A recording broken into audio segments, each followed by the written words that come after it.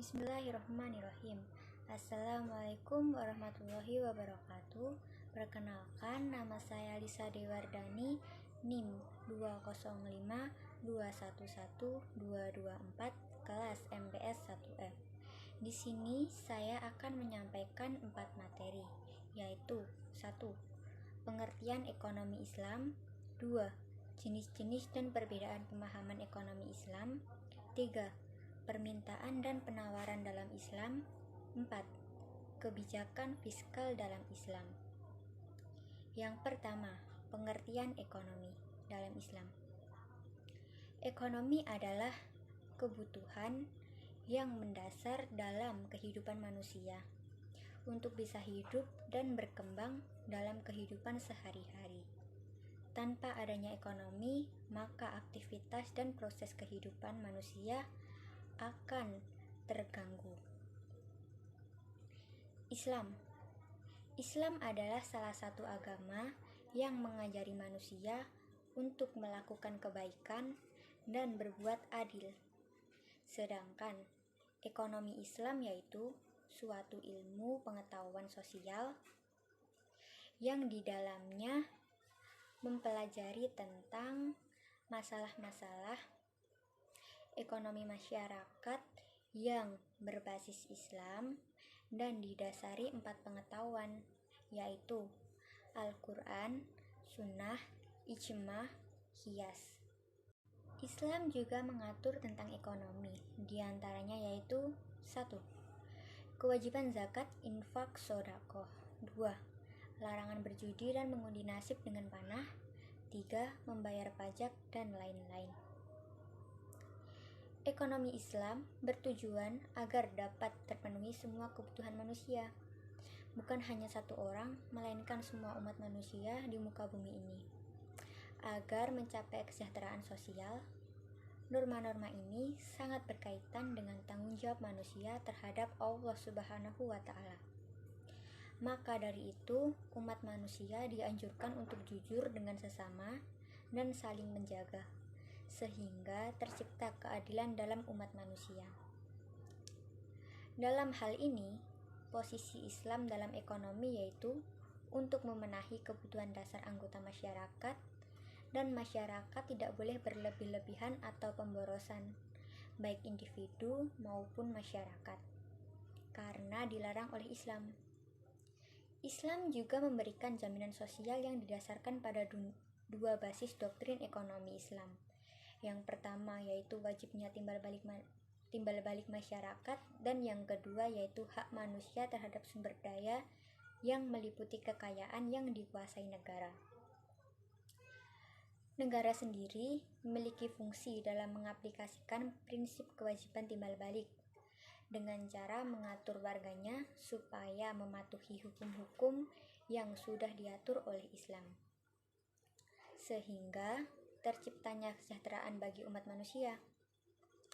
Ekonomi Islam juga mempunyai tujuan yang mengarahkan pada sistem individu dan kolektif, sehingga tercapai tujuan-tujuan yang menyeluruh.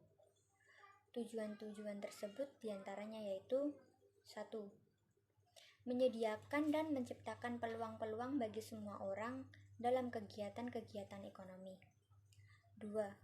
Memberantas kemiskinan dan memenuhi kebutuhan dasar bagi semua individu umat manusia. 3. Meningkatkan kesejahteraan ekonomi Islam. Yang kedua, jenis-jenis dan perbedaan pemahaman ekonomi. Ekonomi dapat dibagi menjadi 2 bagian, ekonomi mikro dan ekonomi makro.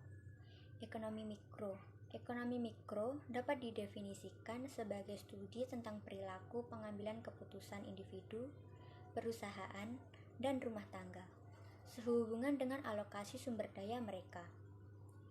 Ekonomi mikro berupaya menemukan faktor-faktor apa yang berkontribusi pada keputusan orang, dan apa dampak pilihan ini terhadap pasar umum sejauh menyangkut harga, permintaan, dan pasokan barang dan jasa.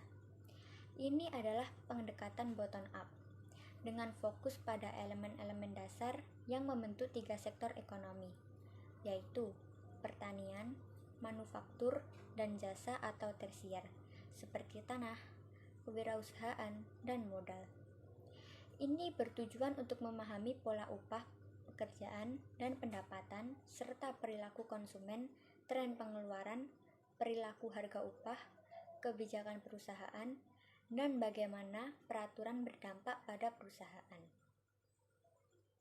Ekonomi mikro mencoba menentukan keputusan dan alokasi sumber daya pada tingkat individu, serta menjelaskan apa yang terjadi ketika kondisi tertentu berubah. Seperti contoh, ekonomi mikro dapat menggunakan informasi dari laporan keuangan perusahaan untuk menentukan bagaimana organisasi dapat memaksimalkan kapasitas produksi dan outputnya untuk menurunkan harga dan menjadi lebih kompetitif.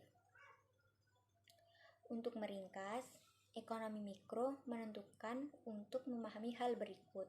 1. Bagaimana orang dan rumah tangga menghabiskan anggaran mereka. 2. Kombinasi produk dan layanan apa yang paling sesuai dengan kebutuhan dan keinginan mereka dalam konteks anggaran yang tersedia. 3. Bagaimana individu memutuskan apakah akan bekerja atau tidak, dan apakah mereka memilih untuk bekerja, apakah akan penuh waktu atau paruh baya. 4. Bagaimana orang memutuskan untuk menabung untuk masa depan. Beberapa banyak yang mereka pilih untuk ditabung.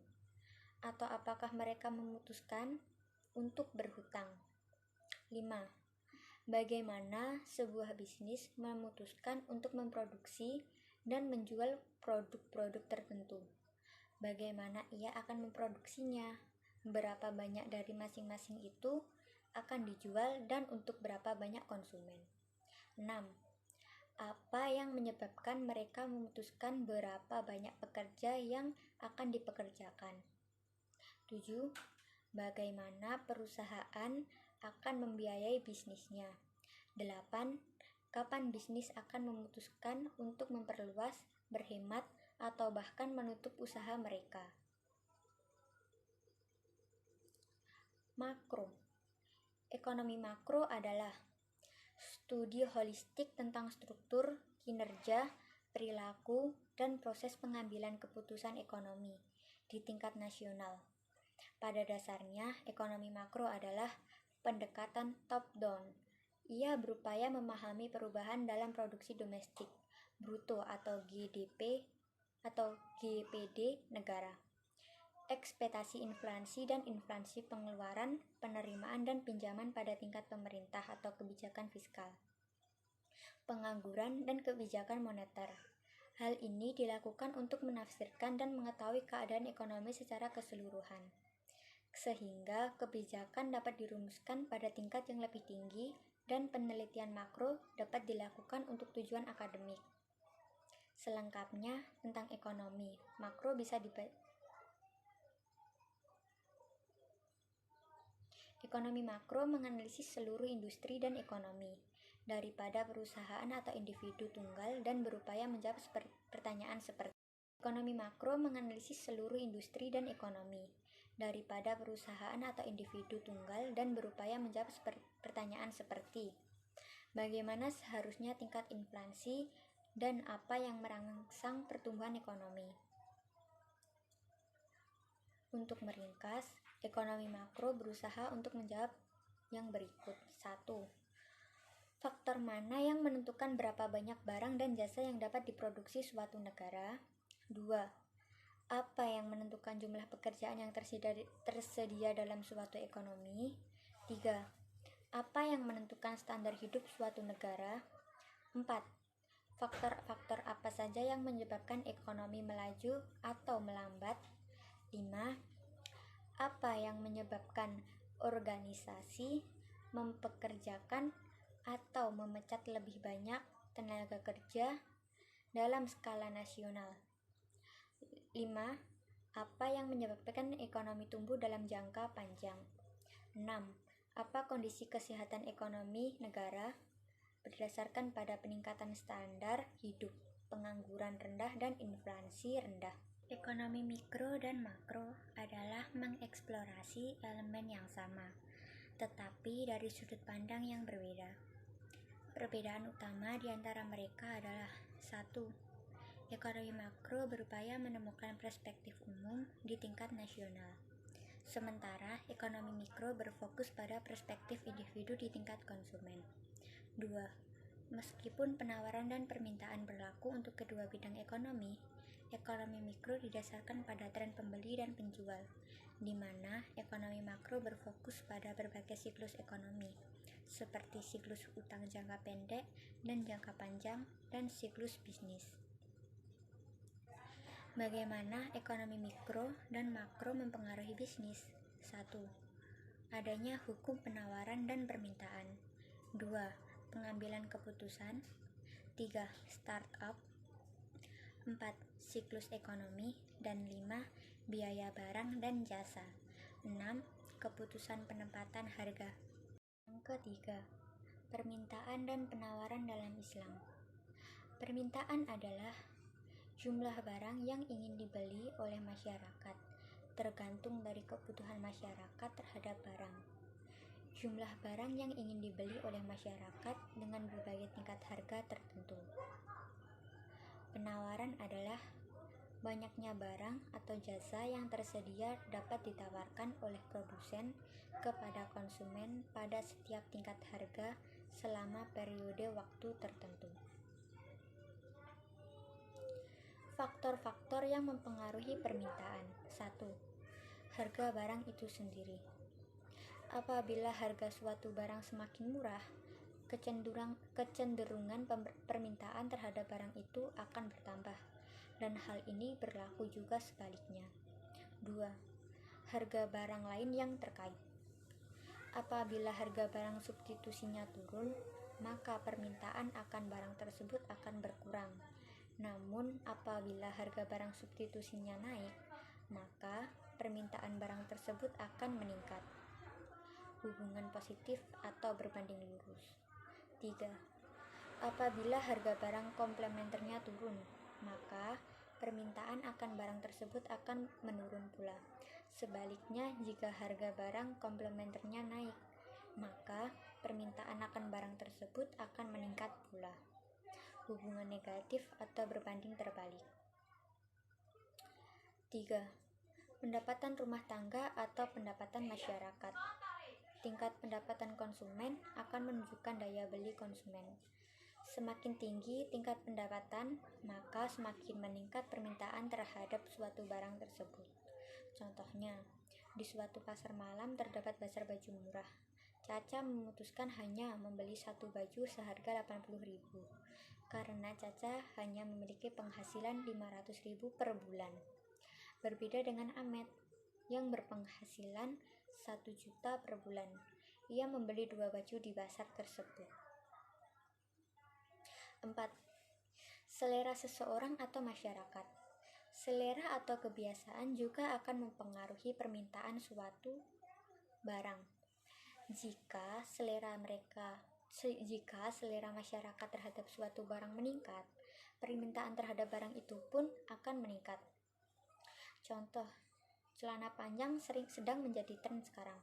Akibatnya jumlah permintaan model celana panjang cenderung meningkat. 5. Jumlah penduduk. Semakin besar jumlah penduduk suatu daerah atau negara, semakin tinggi permintaan suatu barang untuk harga tertentu. Faktor-faktor yang mempengaruhi penawaran. 1. Harga barang. Faktor pertama yang mempengaruhi penawaran adalah harga. Hal ini adalah syarat yang penting, sebab tanpa adanya harga, maka tidak akan ada hukum penawaran. Sebab pada dasarnya hukum penawaran terkait dengan harga barang dengan prospek jumlah barang. Jika barang naik, jumlah barang yang ditawarkan juga meningkat. Namun, harga barang yang turun membuat jumlah yang tersedia turun. Keempat, kebijakan fiskal. Pengertian kebijakan fiskal adalah kebijakan yang meliputi kegiatan penerimaan dan pengeluaran oleh negara untuk menjaga stabilitas ekonomi serta mendorong pertumbuhan ekonomi. Dalam konsep ekonomi Islam, kebijakan fiskal bertujuan untuk mengembangkan suatu masyarakat yang didasarkan atas distribusi kekayaan berimbang dengan menempatkan nilai-nilai material dan spiritual pada tingkat yang sama. Instrumen kebijakan fiskal 1. Peningkatan pendapatan nasional dan tingkat partisipasi kerja. 2. Pemungutan pajak. 3. Pengaturan anggaran. 4. Penerapan kebijakan fiskal khusus.